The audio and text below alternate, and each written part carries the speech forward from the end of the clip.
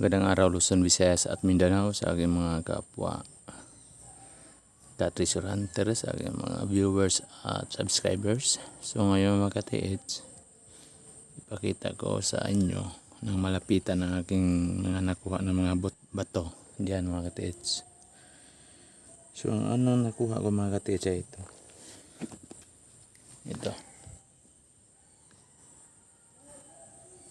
ito ang unang nakuha ko. Parang katulad sa bato na nakita ko sa ibabaw sa heart to, ha. Tingnan nyo, magkatulad sila, pero ito ay surface trail marker, ito ay hidden. So may pagka sila mga katiets, pag ipaghambing natin ay para magkatulad sila, heart na mayroong ngala-ngala. Ito parang ngala-ngala. Saka ito, ano.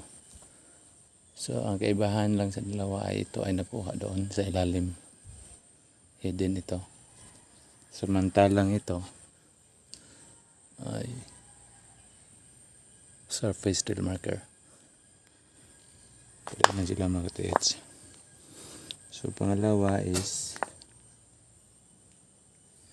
ko nakuha mga katiits ay ito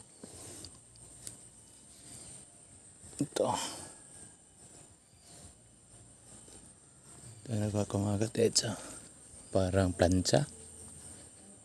Ano sa palagay niyo mga katiits? Plancha at saka may ang kulak, parang may mata mga katiits, at putol ito. So para siyang plancha or diamond. So ito ang pangalawa. So ang pangatlo mga katiits ay ito, parang heart siya mga katiits, heart na mayroong butas ito, para ding paa.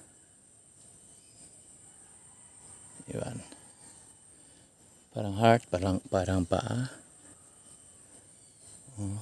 Pwede kanan, pwede kaliwa.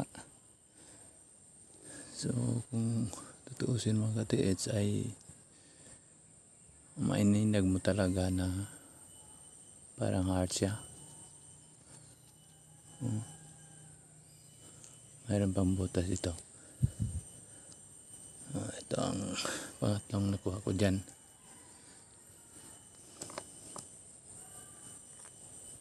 So ang pang-apat mga katiits ay ito, pointer siya mga katiits, pointer na may mata, parang kung tingnan mo ay parang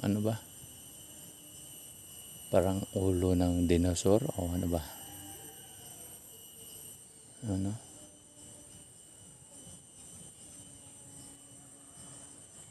mayroong butas mga katiits. So ito ang apat na nakuha ko dyan mga katiits. Pero ang pinaka parang remarkable talaga mga katiits ay ito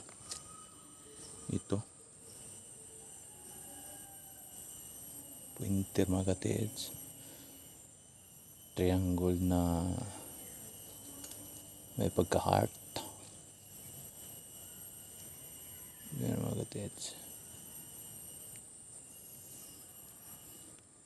At saka ito, maganda rin mga katiits.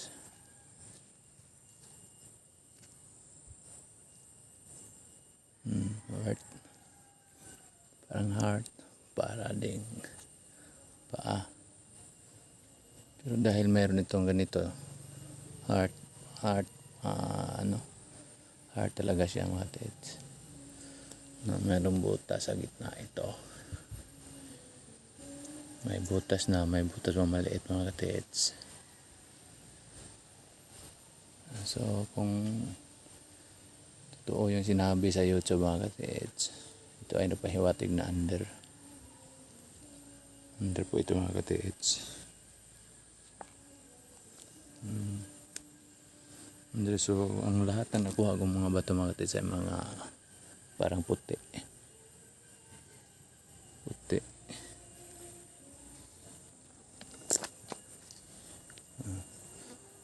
Ito ay parang Iwan.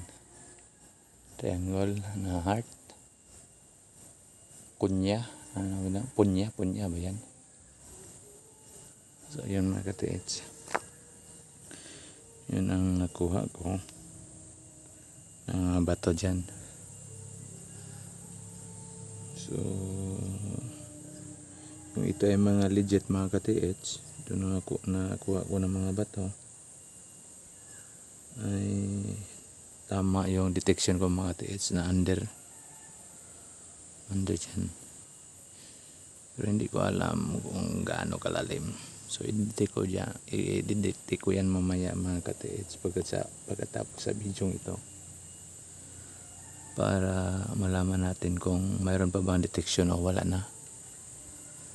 So hanggang dito lang mga ka-TH.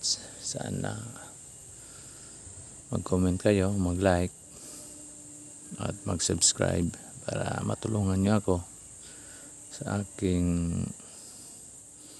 passion, sa aking hobby na treasure hunting.